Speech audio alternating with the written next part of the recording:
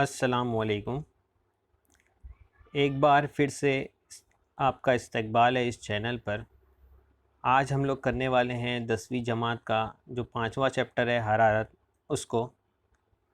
تو اگر آپ نے ابھی تک ہمارے چینل کو سبسکرائب نہیں کیا ہے تو پلیز سبسکرائب کر لیں اور ساتھ میں بیل آئیکن بھی پریس کر لیں تاکہ آنے والی نئی ویڈیوز آپ کو ملتی رہے۔ تو چلیے اس سبق کو شروع کرتے ہیں۔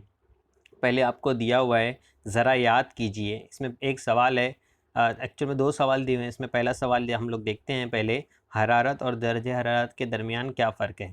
تو حرارت اور درجہ حرارت کسے کہتے ہیں؟ حرارت ایک قسم کی توانائی ہے، جیسے الیکٹریسٹی کی توانائی ہے یا رکازی ایندھن کی توانائی ہے، کوئلے کی، پیٹرول وغیرہ سے جو توانائی ملتی ہے، تو اسی قسم کی ایک حرارت بھی توانائی ہے۔ یا سورج کی روشنی سے ہم کو بھی توانائی ملتی ہے، ٹھیک ہے، جو حرارت کی شکل میں بھی ملتی ہے۔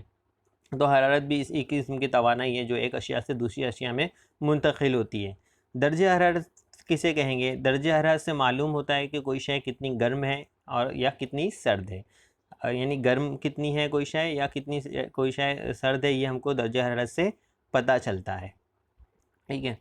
اب دیکھو، شے کی کل توانائی بالحرکت ہی اس شے کی حرارت کی پیمائش ہوتی ہے۔ یہاں پر کل توانائی بالحرکت ہے، یعنی توانائی بالحرکت کیا ہے کہ کوئی شے ہے، ان کے اندر جو جوہر ہے، جوہر کے سالمات ہوتے ہیں، یہ سالمات ہیں، تو سالمات کی جو اندر کی حرکت ہوتی ہے اس کو ہی ہم لوگ توانائی بالحرکت کہیں گے۔ یہاں پر جیسے یہاں پر کوئی شے ہے، اس کے اندر جو یہ سالمات ہیں وہ حرکت کر رہے ہیں، جیسا آپ کو تصویر میں دکھ رہا ہے، تو اس کو کہیں گے اس کی یہ حرکت ہے۔ یہ حرکت کی وجہ ہے حرارت دینے پر یہ ایسا حرکت کرنے لگ گئے سالمات، تو ان کو کہیں گے کہ یہ کل توانائی بالحرکت، اسی کو کہیں گے۔ اسی سے ہم لوگ حرارت کی پیمائش کر سکتے ہیں، اس کی جتنی حرکت ہو رہی ہے اتنی اس کو حرارت اس کے اندر موجود ہے۔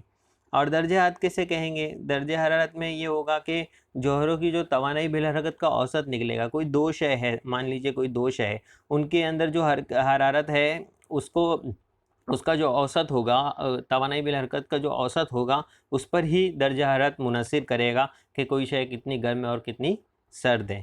اب دیکھو، حرارت اور درجہ حرارت کو ناپنے کی کچھ اکائیاں ہیں۔ IS نظام میں حرارت کی اکائی جول ہے، اس کو ہم لوگ آگے بھی پڑھنے والے ہیں۔ یہاں میں نے صرف آپ کو ایک پوائنٹ میں لکھ دیا تھا کہ آپ کو یہ ڈسٹنگوش بٹوین ہو جائے، آپ کا فرق سمجھ میں آ جائے آپ کو۔ تو دوسرا ہے کہ CGS نظام میں اس کی اکائی کیلوری ہے، ٹھیک ہے۔ کیلوری کسے کہیں گے کہ کسی چیز کا درجہ حرارت 1 ڈگری سیلسیس بڑھانے کے لیے جو توانائی درکار ہوگی اس کو 1 کیلوری میں ہم لوگ ناپتے ہیں، اور 1 کیلوری برابر ہوتی ہے 4.18 جول کے، ٹھیک ہے۔ درجہ حرارت کی پیمائش کے لیے سیلسیس، فارنہائٹ اور کیلوین اکائیوں کا استعمال کیا جاتا ہے۔ 0 ڈگری سیلسیس برابر ہوتا ہے 273 کیلوین کے، ٹھیک ہے۔ اب دوسرا سوال یہ دیا ہوا ہے آپ کو، یہ آپ نے پہلے سب پڑھ چکے ہیں، آپ کا ایک ریویژن ہو رہا ہے چیپٹر شروع کرنے سے پہلے۔ کتنے طریقے سے حرارت منتقل ہوتی ہے، وہ کون سے ہیں؟ تو حرارت 3 طریقوں سے منتقل ہوتی ہے۔ اس میں ہے ایصال حرارت، احمال حرارت اور اشعاع حرارت۔ یہ حرارت کی 3 منتقلی کی قسمیں ہیں۔ ایصال حرارت آپ کو پتہ ہی ہوگا کہ اگر ہم لوگ کوئی چیز، اگر ایک چمچہ پکڑیں تو اس کو اگر ہم لوگ گیس پر رکھیں تو چمچہ گرم ہونا شروع ہوگا، اور کچھ دیر کے بعد جہاں پر ہم نے پکڑا ہے وہاں پر ہم کو گرم محسوس ہوگا یا چٹکا لگے گا۔ تو یعنی وہ لوہے کے اندر سے کیا ہے، حرارت ہمارے ہاتھ تک کیا ہوئی، منتقل ہوئی، ٹھیک ہے۔ تو اس کو ہم لوگ کہتے ہیں ایصال حرارت، یعنی حرارت کی جو کسی لوہے میں یا کسی چیز میں منتقلی ہوتی ہے، جو حرارت کی ٹھوس چیز میں، اس کو ہم لوگ ایصال حرارت کہتے ہیں۔ اس کو ہم لوگ کنڈکشن کہتے ہیں، ٹھیک ہے، انگلش میں۔ اور پھر بعد میں ہے دوسرا احمال حرارت۔ احمال حرارت مائع اور گیس میں ہوتا ہے۔ احمال حرارت کیا ہے کہ جیسے دیکھو یہ پانی یہاں پر گرم ہو رہا ہے، تو پانی کا جو نیچے کے ذرات ہوتے ہیں نا، پہلے نیچے کے سالمات ہوتے ہیں نا، وہ گرم ہوتے ہیں۔ وہ گرم ہو کر اس کی کثافت ہلکی ہو جاتی ہے تو وہ اوپر چلے جاتے ہیں، اور اوپر کے سالمات نیچے آ جاتے ہیں، پھر وہ گرم ہوتے ہیں، اور یہ عمل چلتا رہتا ہے۔ تو اس طریقے سے پورا پانی گرم ہوتا ہے، تو اس عمل کو ہم لوگ کہتے ہیں احمال حرارت، ٹھیک ہے۔ اور اس کے بعد میں تیسرا جو ہے، تیسری قسم جو اس کی تیسرا طریقہ جو ہے وہ ہے ریڈیشن کا، اشعاع حرارت کا۔ جیسے ٹھنڈی میں اپنے آنکھ کے آگے اپنا ہاتھ رکھ کے سیکا ہوگا گرمی لینے کے لیے، تو آپ کے بیچ میں کوئی واسطہ نہیں ہے، بنا واسطے کہ آپ کا ہاتھ گرم ہوتا ہے، تو اس کو ہم لوگ کہتے ہیں اشعاع حرارت۔ ٹھیک ہے، اب ہم لوگ ہمارا سبق چیپٹر شروع کرتے ہیں. اس کا ہمارا پہلا ٹاپک ہے حرارت کی منتقلی، حرارت مخفی، حرارت مخفی یعنی لیٹن ہیٹ. لیٹن ہیٹ کسے کہتے ہیں اس کو ہم لوگ سمجھیں گے. آپ کو ایک تجربہ دیا ہوا ہے، اس کا کچھ سیٹ اپ ہے. اس سیٹ اپ ہم لوگ دیکھ لیتے ہیں کیا ہے.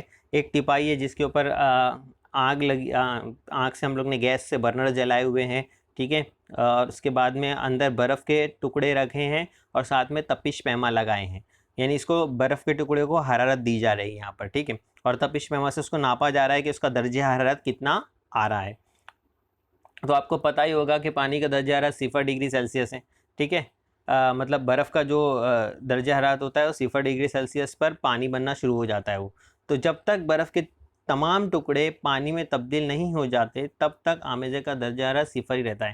مطلب پورا کے پورا پانی، برف جو ہے پورا کے پورا میلٹ ہو کے پورا پانی نہیں بن جاتا جب تک کہ وہاں پر جو اس کا درجہ حرارت ہوتا ہے وہ 0 ڈگری ہی رہتا ہے. مطلب حرارت تو دی جا رہی ہے لیکن یہاں پر اس کا درجہ حرارت تپش پیما سے جو ناپ رہے ہیں اس میں درجہ حرارت بڑھ نہیں رہا، وہ 0 ڈگری پر ہی ہے. یعنی حرارت دینے کے باوجود برف کو اس کا درجہ حرارت 0 ڈگری ہی رہتا ہے جب تک کہ وہ پورا کے پورا پانی نہ بن جائے. یعنی حرارت گئی کہاں؟ پھر حرارت دیے تو درجہ حرارت بڑھنا چاہیے تھا، تو حرارت گئی کہاں؟ تو حرارت یہاں پر جاتی ہے ٹھوس اشیاء کے جو سالمات ہوتے ہیں قریب قریب ہوتے ہیں تو ان کو توڑ کر دور کرنے میں، ان کی کشش جو کشش ہے اس کو کمزور کرنے میں یہاں پر حرارت کا استعمال ہوتا ہے. اسی کو ہم لوگ لیٹن ہیٹ کہتے ہیں اور اسے کیو سے ظاہر کرتے ہیں.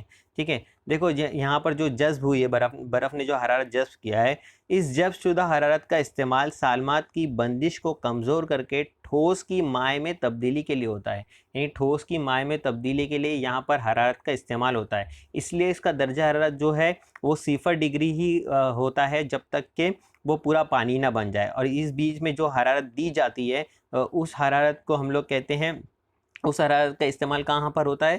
ٹھوس اشیاء کی مائع اشیاء میں تبدیلی کے لیے ہوتا ہے.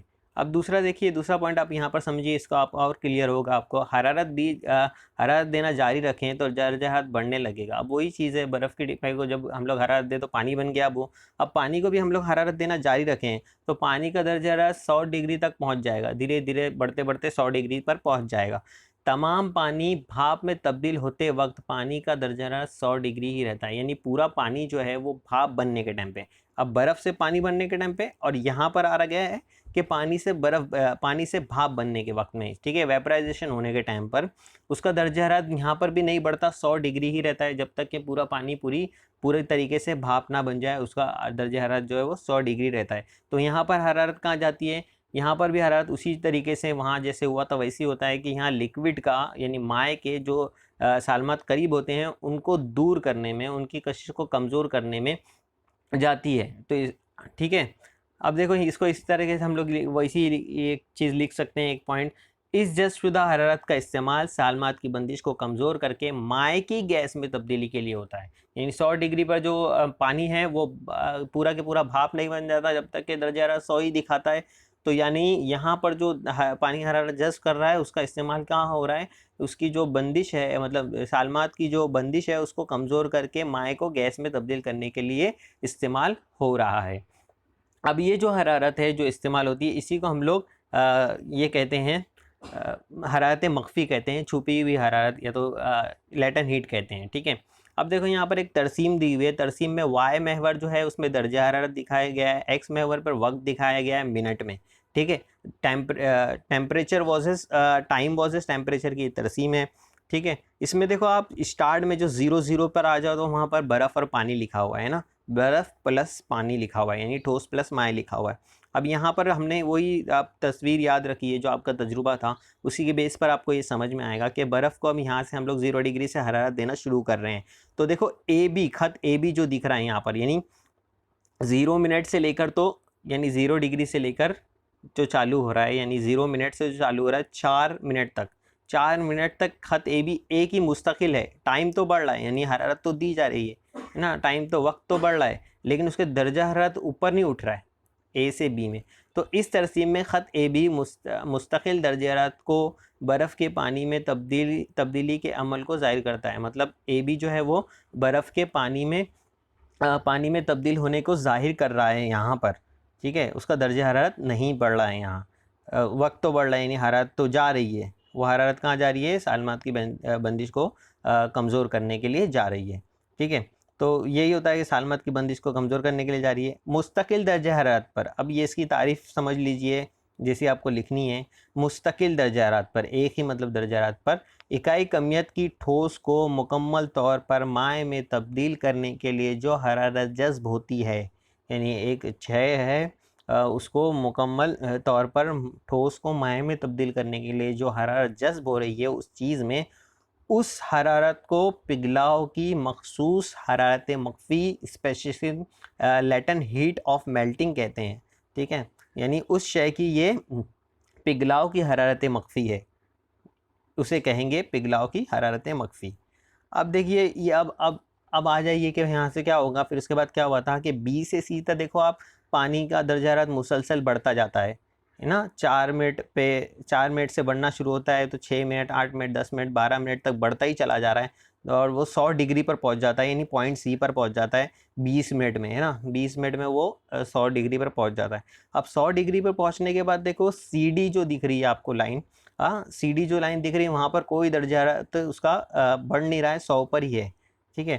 تو خط بی سی پانی کے درجہ حرارت کا 0 ڈگری سے 100 ڈگری تک بڑھنے کو ظاہر کرتا ہے، ٹھیک ہے، یہ بڑھنے کو ظاہر کرتا ہے۔ اب یہاں پر کیا ہو رہا ہے، اس کے بعد میں جو سی ڈی ہے، یعنی سی ڈی جو خط ہے وہ کیا ظاہر کر رہا ہے یہاں پر کہ پانی جو ہے وہ بھاپ میں تبدیل ہو رہا ہے اور اس کا درجہ حرارت نہیں بڑھ رہا ہے، یعنی وہاں پر جو حرارت جذب ہو رہی ہے وہ کس کے لیے جذب ہو رہی ہے کہ جو پانی کے سالمات ہے اس کو دور کر کے کمزور کرنے کے لیے جذب ہو رہی ہے، اور اس کے ذریعے سے گیس مطلب بھاپ بن رہی ہے۔ جب تک کہ پوری بھاپ نہیں بن جاتی پانی کا درجہ حرارت 100 ہی آئے گا۔ مستقل درجہ حرارت پر اکائی کمیت کے مائع کو مکمل طور پر گیس میں تبدیل کرنے کے لیے جو حرارت جذب ہوتی ہے اس حرارت کو بھاپ کی حرارت مخفی کہتے ہیں، اسپیسیفیکیشن لیٹن ہیٹ آف ویپرائزیشن کہیں گے اسے، یعنی بھاپ کی حرارت مخفی کہیں گے، یعنی جو سی ڈی خط ہے وہ بھاپ کی حرارت مخفی کو ظاہر کر رہا ہے۔ اب اس کے بعد میں دیکھیے مختلف اشیاء کے نقطہ نظر سے مختلف اشیاء کے نقطے پگھلاؤ مختلف ہوتے ہیں، اسی طرح مختلف اشیاء کے نقطہ جوش بھی مختلف ہوتے ہیں۔ ذیل کی جدول، ابھی جو جدول دیا ہوا ہے اس میں چند اشیاء کے نقطہ پگھلاؤ، نقطہ جوش، نقطہ پگھلاؤ کی مخصوص حرارت مخفی اور بھاپ کی مخصوص حرارت مخفی دی گئی ہے۔ اب اتنی ساری چیزیں اس میں دی گئی ہے، اس میں آپ پہلی لائن جو ہے وہ سمجھ لیجئے برف اور پانی والی، یہ آپ کو سیلوشن میں بھی کام آنے والی ہے۔ یہاں دیکھو اشیاء ہے برف، ٹھیک ہے، اس کا نقطہ پگھلاؤ ہم لوگ کو پتہ ہے کہ 0 ڈگری سیلسیس ہے، اور نقطہ جوش بھی پتہ ہے 100 ڈگری سیلسیس ہے۔ اب یہاں پر ایک جو آئی ایس نظام میں کیا ہوگا کہ 1 کلو پانی، 1 کلو برف ہوگی، اس کو 1 کلو جول جو ہے کلو جول پر کلو گرام لکھا ہوا ہے وہاں پر، مطلب کلو گرام پر کلو جول کے لیے جو حرارت لگے گی، 1 کلو پانی کو برف بنانے کے لیے جو حرارت لگے گی وہ ہے 333 کلو جول پر گرام، ٹھیک ہے، ہر گرام کے لیے 333 جول حرارت لگے گی۔ اور اگر ہم لوگ گرام میں بات کریں تو 80 کیلوری پر گرام حرارت لگے گی برف کو پانی میں تبدیل کرنے کے لیے۔ پگھلاؤ کی حرارت مخفی، اتنی حرارت، اگر 80 کیلوری کی ہم لوگ حرارت کسی برف کو دیں گے تو وہ پانی 1 گرام پانی کو دیں گے تو وہ برف بن جائے گا، یہ پانی بن جائے گا، سوری، برف کو دیں گے تو۔ اب اسی طریقے سے بھاپ کی حرارت مخفی بھی ہے کہ 2256 جو ہے کلو، 1 کلو کے پانی کو اگر ہم لوگ 2256 کلو جول حرارت دیں گے تو وہ پورا پانی جو برف جو ہے وہ پورا پانی بن جائے، پانی جو ہے وہ بھاپ بن جائے گی، ٹھیک ہے۔ اور اسی طریقے سے پانی جو ہے پھر اس کے بعد میں اگر ہم لوگ گرام میں دیکھیں تو 540 گرام پانی کو اگر ہم لوگ حرارت دیں گے، کیلوری گرام حرارت دیں گے تو وہ پورا بھاپ میں تبدیل ہو جائے گا۔ تو اس میں کچھ اکائیاں ہیں، یہ آپ یاد رکھیے۔ اس میں ضروری چیز یہ ہے کہ 80 کیلوری گرام اور 540 کیلوری گرام بھاپ کی حرارت مخفی ہے پانی کی، اور پگھلاؤ کی حرارت مخفی پانی کی 80 کیلوری گرام ہے، یہ آپ کو سیلوشن میں کام آئے گا۔ اب اس کے بعد دیکھیں یہاں پر ایک پوائنٹ ہے، ہوا کا دباؤ سطح سمندر کے ہوا کے دباؤ سے کم یا زیادہ ہو تو نقطہ پگھلاؤ، نقطہ جوش اور حرارت مخفی بدلتی رہتی ہے۔ مطلب جو ہے نا نقطے پہ جوش ہوتا ہے نا وہ دباؤ کے اوپر بھی ہوتا ہے، اور ایٹماسفیئر کا ٹیمپریچر جو دباؤ جو ہے اس کے حساب سے، پریشر کے حساب سے بھی جو نقطے جوش اور نقطے پگھلاؤ کم زیادہ ہوتے رہتا ہے۔ اگر ہمالیہ پہ چلے جاؤ تو پانی جو ہے وہ 68 ڈگری پر ہی بھاپ بننا شروع ہو جاتا ہے، ٹھیک ہے، کیونکہ ہمالیہ کے اوپر کیا ہوگا، وہاں پر جو پریشر نہیں ہے، دباؤ نہیں ہے ہوا کا، تو دباؤ نہیں ہونے کی وجہ سے پانی جلدی سے بھاپ بننا شروع ہو جاتا ہے 68 ڈگری پہ ہی۔ اور یہاں پر جہاں سی لیول پر، سمندر کے لیول پر ہم لوگ بات کریں تو ہم کو 100 ڈگری سیلسیس پر پانی جو ہے وہ بھاپ بننا شروع ہوتا ہے۔ تو دباؤ کا بھی، ماحول کے دباؤ کے بھی اثر سے نقطے پگھلاؤ، نقطے جوش میں فرق آتا ہے، اس کو بھی ہم لوگ سمجھیں گے آگے۔ آئیے دماغ پر زور دیجیے، کیا گیس کے مائع میں اور مائع کی ٹھوس میں تبدیلی کے وقت بھی حرارت مخفی کا تصور لاگو ہوتا ہے؟ یہ الٹی چیز ہے اسی کی۔ اگر ہم لوگ حرارت مخفی، کوئی چیز گیس سے مائع بن رہی ہے تو اس میں حرارت خارج ہوگی، تو خارج اتنی حرارت جب تک کہ نہیں ہوگی جب تک کہ اس کا درجہ حرارت اتنا ہی آئے گا۔ تو یہ بھی وہی بات ہو گئی، اس کو الٹا کر لو آپ، جب ہم لوگ اس طرف کرتے ہیں تو سالمات کی کشش کو کمزور کرتی ہے، اور یہاں پر کیا ہوگا، سالمات کی کشش قریب آئے گی، جڑے گی، مضبوط ہوگی، تو یہاں پر بھی لیٹن ہیٹ کا جو ہے حرارت مخفی کا تصور واضح ہوتا ہے اس میں بھی۔ چلیے آگے بڑھتے ہیں۔ بعض انجماد، دوسرا پوائنٹ ہے آپ کا، آپ نے برف کا گولا تیار کرتے ہوئے دیکھا ہوگا، برف کا گولا آپ نے دیکھا ہوگا تیار کرتے ہوئے، پہلے اس کو گھسا جاتا ہے، گھسا جاتا ہے، یعنی ٹھوس برف کو گھسا جا رہا ہے، ٹھیک ہے، اور اس کا برادہ کاٹی کے ایک سرے پر ہاتھ سے دبا کر گولا تیار کیا جاتا ہے۔ مطلب ٹھوس کو دبانے سے وہ اور جم جاتا ہے۔ اگر لوہے کا برادہ ہاتھ سے دباؤ تو کیا وہ جڑ جائے گا آپس میں؟ نہیں، لیکن برف کا برادہ جڑ جاتا ہے، ٹھیک ہے۔ تو یہ کیوں ہوتا ہے؟ اس کی وجہ یہ ہے کہ دباؤ کی وجہ سے جو اس کا نقطے پگھلاؤ ہے وہ صفر سے کم ہو جاتا ہے، اور دباؤ ہٹنے سے واپس صفر ہو جاتا ہے، تو برف واپس سے ایک دوسرے کو جوڑ لیتی ہے۔ تو گولے میں یہی سسٹم ہوتا ہے کہ دباؤ کی وجہ سے اس کا جو نقطے پگھلاؤ ہے وہ صفر سے کم ہو جاتا ہے، اس کی وجہ سے گولا جڑ جاتا ہے دباؤ ہٹانے پر۔ اس کو ہم لوگ دیکھیں گے، یہ ایک مثال تھی، یہاں پر ہم لوگ اس کو سمجھیں گے۔ یہ والا برف کا جو آپ کا ایک دیا ہوا ہے کہ برف کی سیل دی ہوئی ہے، اس کے اوپر تانبے کا تار سے 2 وزن لٹکائے گئے ہیں، اور وزن کے ذریعے سے برف کے اوپر پریشر پڑ رہا ہے۔ پریشر پڑنے سے کیا ہوگا، اب یہ جو تانبے کا تار ہے برف کے اندر دھنسنا شروع ہو جائے گا۔ دھنسنا شروع ہو جائے گا، کیوں دھنسنا شروع ہو جائے گا؟ کیونکہ دباؤ کی وجہ سے برف کی جو نقطے پگھلاؤ ہوگا وہ صفر سے کم ہو جائے گا، اور وہ پانی بن جائے گا، اور یہ تار اندر چلا جائے گا۔ پھر دباؤ ہٹنے پر وہ جو اوپر کا برف ہے واپس سے 0 ڈگری ہو جائے گا، تو وہ واپس سے برف بن جائے گا۔ دیکھو اس کو یہاں سمجھ لیتے ہیں، دباؤ کی وجہ سے برف کا نقطہ انجماد 0 سے بھی کم ہو جاتا ہے۔ اس کا مطلب یہ ہوا کہ 0 ڈگری پر برف پانی بن جاتا ہے، اور دباؤ ہٹتے ہی نقطہ انجماد پھر سے 0 ڈگری ہو جاتا ہے، اور اس طرح پانی پھر سے برف بن جاتا ہے۔ مطلب دباؤ کے آنے سے اور دباؤ کے ہٹنے سے برف پانی بنتا ہے، اور پانی برف بن جاتا ہے۔ اس کی وجہ سے کیا ہوتا ہے کہ وہ جو تار ہے وہ پورا نیچے چلا جاتا ہے، اور کاٹتا ہوا برف کو، اور اوپر کا جیسے جیسے دباؤ ہٹتا جاتا ہے واپس سے وہ برف بنتا چلا جاتا ہے۔ دباؤ کی وجہ سے برف کا پگھلنا اور دباؤ ہٹنے پر اس کا پھر برف بننا، اس عمل کو ہی بعض انجماد کہتے ہیں۔ بعض انجماد اسے کہتے ہیں کہ دباؤ کی وجہ سے کوئی چیز برف جو ہے وہ پانی بن گیا، اور دباؤ ہٹانے سے پھر سے وہ پانی جو ہے وہ برف بن گیا، اس کو ہی ہم لوگ بعض انجماد کہتے ہیں، ٹھیک ہے۔ اب دیکھو ایک سوال یہاں پر ہے، مندرجہ بالا سرگرمی میں برف کی سیل سے تار باہر آتا ہے، پھر بھی برف کے ٹکڑے نہیں ہوتے، ایسا کیوں؟ جیسے جیسے تار نیچے آتے جاتا ہے، جیسے جیسے تار نیچے آتا جاتا ہے، اوپر کا جو برف ہے، پانی جو ہے وہ واپس سے برف بننا شروع ہو جاتا ہے۔ تو اوپر پہلے پانی بنتا ہے تو تار نیچے آ جاتا ہے، پھر وہ تار نیچے پہنچ گیا تو اوپر سے دباؤ ہٹ گیا، تو اوپر کا پھر سے کیا ہو جاتا ہے، پھر سے وہ برف بن جاتا ہے۔ اس طریقے سے پورا تار نیچے آ جاتا ہے، اور اوپر کا جو پانی جو ہے وہ واپس سے برف بنتا چلا جاتا ہے، اور اس لیے برف کے 2 ٹکڑے نہیں ہوتے۔ حرارت مخفی اور بعض انجماد کا کیا تعلق ہے؟ اگر بعض انجماد اور حرارت مخفی کی بات کریں تو دونوں میں ایک چیز کامن ہو رہی ہے۔ حرارت مخفی میں جذب شدہ حرارت یا خارج شدہ حرارت سے شے کی طبعی حالت میں تبدیلی ہوتی ہے۔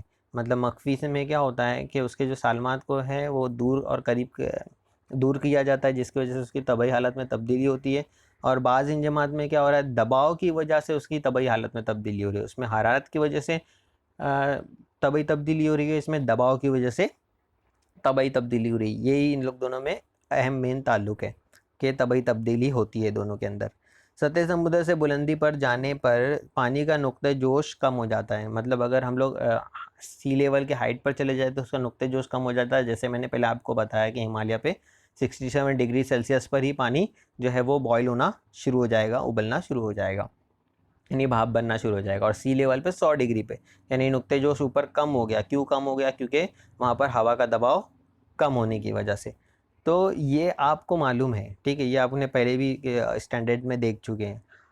ایسی حالت میں شے کے نقطے پگھلاؤ میں کیا تبدیلی ہوگی؟ اب شے کے نقطے پگھلاؤ میں بھی ایسے میں کچھ ہوگا، اگر ہم لوگ اتنی اوپر چلے جائے تو ہاں 0 سے زیادہ ہو جائے گا نقطے پگھلاؤ، تو 0 ڈگری سیلسیس سے زیادہ پر وہ چیز پگھلے گی۔ جیسے ہم لوگ نے دباؤ میں انجماد میں دیکھے 0 ڈگری سے 0 ڈگری ہو جاتا ہے، وہ برف بن جاتا ہے نا، تو یہاں پر زیادہ ہو جائے گا۔ پانی کا خلاف معمول رویہ، یہ آپ کا مین ٹاپک ہے، اس کو بڑا دھیان سے سمجھیے۔ اس میں پیپر میں یہ سب اس کے اوپر سے سوالات بھی آتے ہیں۔ عام طور پر مائعات محدود درجہ حرارت تک گرم کرنے پر پھیلتے ہیں اور سرد کرنے پر سکڑتے ہیں۔ نارمل جو سچویشن ہے، نارمل سچویشن میں کیا ہوتا ہے، کوئی بھی چیز کو ہم لوگ گرم کریں گے تو وہ پھیلے گی اور سرد کرنے پر وہ سکڑ جاتی ہے، ٹھیک ہے۔ اب پانی کے ساتھ بھی یہی عمل ہے، لیکن کچھ جگہ پر پانی چینج کر دیتا ہے اپنا بیہیویئر، اس کو ہی اینیملیز بیہیویئر آف واٹر کہتے ہیں، خلاف معمول رویہ کہتے ہیں۔ اس کو ہم لوگ ابھی سمجھیں گے یہاں کیسے ہوتا ہے۔ دیکھو کوئی بھی چیز جو ہے وہ گرم کرنے پر اگر ہم لوگ دیکھیں تو پھیلتی ہے، کیوں پھیلتی ہے؟ وہ ہم نے دیکھے کہ سالمات دور ہو جاتے ہیں، اور سرد کرنے پر وہ چیز سکڑ جاتی ہے۔ دونوں آپ بلو اور ریڈ ایرو سے سمجھ سکتے ہو کہ حرارت دے رہے ہیں تو کوئی چیز پھیل رہی ہے، حرارت سرد کر رہے ہیں تو کوئی چیز سکڑ رہی ہے، ٹھیک ہے۔ لیکن پانی کچھ مخصوص اور غیر معمولی خصوصیت رکھتا ہے، لیکن پانی جو ہے وہ کچھ خاص خصوصیت رکھتا ہے اور غیر معمولی خصوصیت رکھتا ہے جو الگ ہی بیہیو کرتا ہے۔ وہ کہاں پر کرتا ہے ہم لوگ دیکھیں گے۔ 0 درجہ سیلسیس حرارت کے پانی کو گرم کرنے پر وہ 4 درجہ سیلسیس ہونے تک پھیلنے کی بجائے سکڑتا ہے۔ مطلب 0 ڈگری کا پانی ہے، ٹھیک ہے، اس کو ہم لوگ جب حرارت دیں گے، ہیٹ اپ کریں گے، تو وہ 4 ڈگری تک اس کو پھیلنا چاہیے نا، کوئی بھی چیز گرم کرنے پر پھیلتی ہے تو پھیلنا چاہیے، تو وہ پھیلتا نہیں ہے، وہاں وہ 4 ڈگری تک سکڑتا ہے، کم ہوتا ہے، ٹھیک ہے۔ جیسے آپ سمجھ لو یہاں پر ایک 0 ڈگری کا پانی ہے، یہ بلو ڈاٹ والا، ہاں، اب اس کو ہم لوگ حرارت دے رہے ہیں 0 ڈگری سے، تو 0 سے 1 ہو رہا ہے تو پھیل رہا ہے، 2 ہو رہا ہے تو پھیل رہا ہے، 3 ہو رہا ہے تو پھیل رہا ہے، 4 ڈگری تک وہ کیا ہوتا ہے، 4 ڈگری تک وہ سکڑ رہا ہے، 0 سے 4 ڈگری تک وہ کیا ہوتا ہے، سکڑتا چلا جاتا ہے، ٹھیک ہے، یہاں پر سکڑتا ہے، جبکہ اس کو پھیلنا چاہیے۔ تو یہ جو الٹا بیہیو کر رہا ہے وہ 0 سے 4 تک کا، تو 4 ڈگری پر جب یہ سکڑتا ہے تو 4 ڈگری سیلسیس پر اس کا حجم سب سے کم ہوتا ہے۔ یہ سب سے امپورٹنٹ پوائنٹ ہے، اس کو آپ یاد رکھیے، اس کو پکڑ کے رکھیے تو آپ کو یہ سمجھ میں آئے گا پانی کا خلاف معمول رویہ کیا ہے۔ 4 ڈگری سیلسیس پر اس کا حجم جو ہے وہ سب سے کم ہو جاتا ہے پانی کا، ٹھیک ہے۔ ہونا تو 0 ڈگری پہ سب سے کم چاہیے تھا، لیکن 4 ڈگری پر اس کا حجم سب سے کم ہوتا ہے۔ حجم کا مطلب، حجم تو آپ کو پتہ ہی ہوگا، ہوا میں گری گئی جگہ کو حجم کہتے ہیں۔ تو یہ سکڑ گیا ہے نا یہاں پر، تو 4 ڈگری پہ سب سے زیادہ پانی کا حجم جو ہے وہ کم ہوتا ہے۔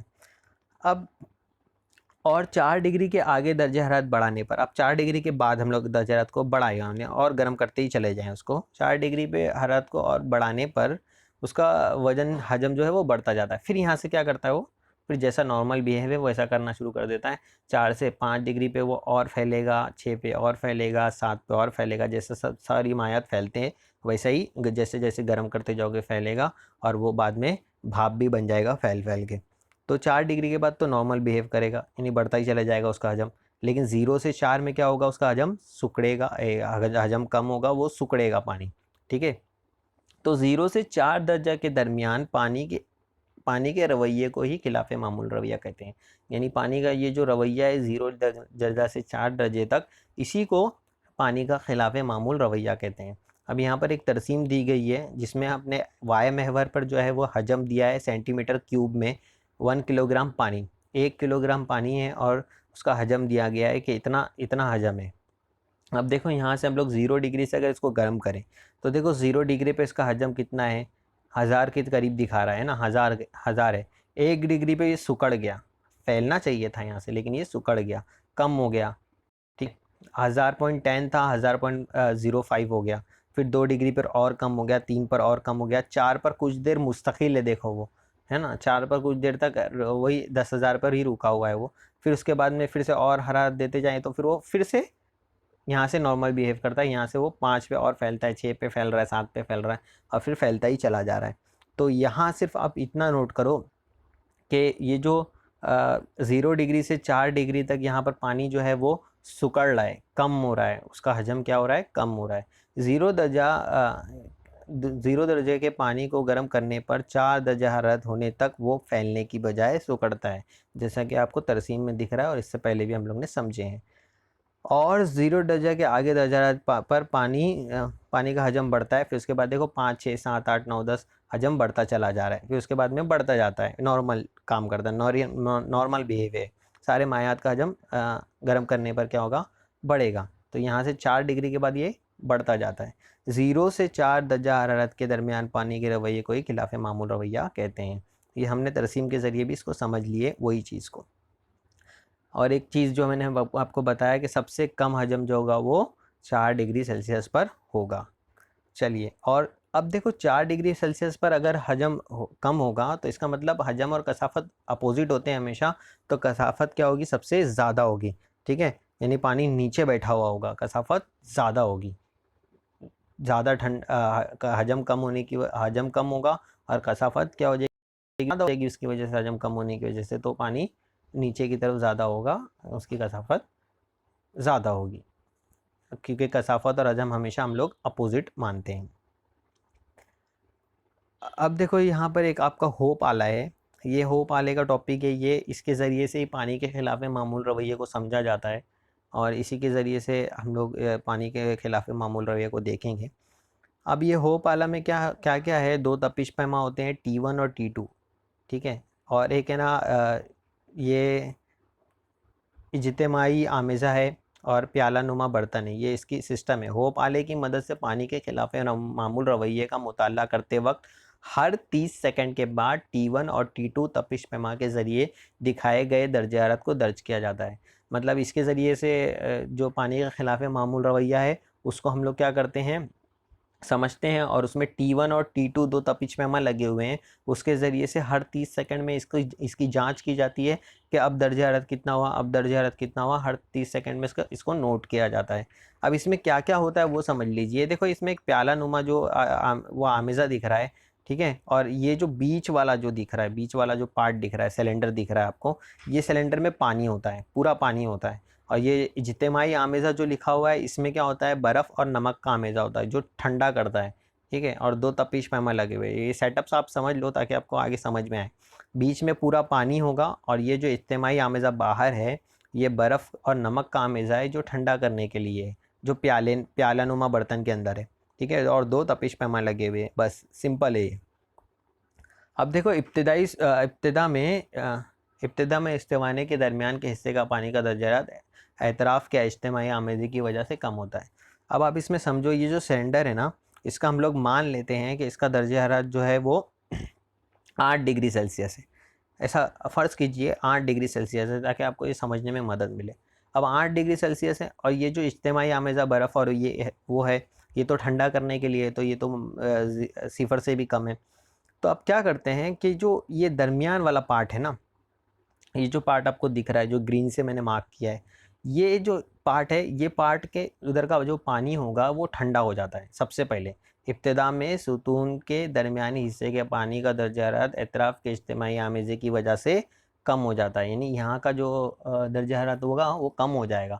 استوانے کے درمیان کے حصے کا پانی کا درجہ حرارت کم ہونے سے اس کا حجم کم ہوتا ہے۔ اب اس کا درجہ حرارت کم ہوگا تو 8 سے کم ہو گیا، 6 ہو گیا، تو کیا ہو گیا، حجم کم ہو گیا نا، 8 سے 6 ہو گیا، تو 6 ہو گیا تو حجم کم ہو گیا، یا 4 ہو گیا تو بھی حجم کم ہو گیا، جس کے نتیجے میں اس کی کثافت زیادہ ہو جاتی ہے۔ اب اس کی کثافت کیا ہوگی، زیادہ ہو جائے گی، کثافت بڑھ جائے گی، کثافت بڑھنے کی وجہ سے کیا ہو جائے گا، وہ پانی نیچے کی طرف چلا جائے گا، تو وہ جس کے نتیجے میں اس کی کثافت بڑھ جاتی ہے، اس کے اثر سے زیادہ کثافت والا پانی نیچے چلا جاتا ہے، یہ نیچے چلے جاتا ہے، ٹھیک ہے۔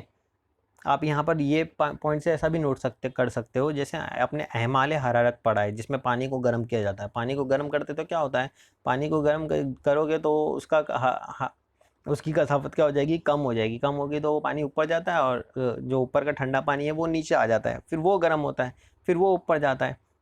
تو اس طریقے سے پورا پانی گرم ہوتا ہے. تو یہاں اس کے الٹا ہوگا کہ یہ جو سلنڈر کے پیچھے کا پانی ہے اس کو یہ ٹھنڈا ہوگا, یہ ٹھنڈا ہونے سے اس کا کثافت زیادہ ہو جائے گی, کثافت زیادہ ہو جائے گی تو وہ پانی نیچے آ جائے گا, نیچے کا پانی اوپر چلا جائے گا. تو یہ پانی کثافت زیادہ ہونے کی وجہ سے نیچے آ جاتا ہے. ٹھیک ہے, تو سب سے پہلے کیا ہوتا ہے کہ پانی نیچے آتا ہے, T1 کا ٹیمپریچر ڈاؤن ہوتا ہے. سب سے پہلے T1 کا جو ٹیمپریچر ہے وہ 4 ڈگری پر پہنچ جائے گا. ٹھیک ہے, وہ نیچے آ جائے گا پانی. تو اس وجہ سے ابتدا میں نیچے حصے کے پانی کا درجہ حرارت T1 ابتدا میں تیزی سے کم ہوتا ہے. جیسا کہ میں نے آپ کو بتایا, نیچے آنے کی وجہ سے اس کا درجہ حرارت کم ہو جائے گا T1 کا, پہلے تپش پیما کا نیچے والے. ہاں, برتن کے نیچے کا حصہ درجہ حرارت جب 4 ڈگری ہو جاتا ہے تب اس کی کثافت سب سے زیادہ ہوتی ہے. اب 4 ڈگری پر پہنچ گیا جب وہ پانی نیچے والا, تو اس کی کثافت زیادہ ہو گئی. کثافت زیادہ ہونے کی وجہ سے وہ نیچے ہی بیٹھا رہے گا. ٹھیک ہے, اب اس کے بعد کیا ہوگا, برتن کے درمیانی حصے میں پانی کا درجہ حرارت 4 ڈگری سے کم ہوتا ہے تب وہ پھیلنے لگتا ہے. اب دیکھو کیا ہو گیا, نیچے کا تو 4 ڈگری ہو گیا, وہ نیچے چلا گیا, نیچے 4 ڈگری آ گیا T1 پہ. ٹھیک ہے, T1 تپش پیما تو 4 ڈگری آ گیا, نیچے کا پانی 4 ڈگری کا ہو گیا. اب واپس تو ٹھنڈا کر ہی رہا ہے نا وہ پیالہ نما برتن, تو وہ جو پیالہ نما برتن پھر اس کے پیچھے کا پانی کو ٹھنڈا کرے گا. تو کیا ہوگا, یہاں پر ٹھنڈا کرے گا تو اس کا درجہ حرارت بھی 4 ڈگری سے کم ہو جائے گا, 4 ڈگری پہ پہنچ جائے گا, پھر 4 ڈگری سے کم ہونا شروع کرے گا. کم ہونا شروع کرے گا تو کیا کرے گا, واپس وہ پھیلنے لگ جائے گا. پھیلنے لگ جائے گا تو اس کی کثافت کیا ہو جائے گی, کم ہو جائے گی. کثافت کم ہونے کی وجہ سے وہ نیچے جانے کی بجائے اوپر چلا جائے گا. دیکھو تب وہ پھیلنے لگتا ہے. اب 4 ڈگری سے اس کا حجم کم ہو جاتا ہے, 4 ڈگری سے. نیچے کا تو 4 ڈگری ہے, اوپر کا بھی 4 ڈگری ہو گیا. اب وہ اوپر کا اور ٹھنڈا ہونا شروع کیا تو 4 ڈگری سے کم ہو گیا. 4 ڈگری سے کم ہونے سے اس کا حجم کیا ہوگا, بڑھے گا. حجم بڑھے گا تو کثافت کم ہوگی, کثافت کم ہوگی تو وہ حجم بڑھے گا تو وہ پھیلے گا تو وہ اوپر جائے گا.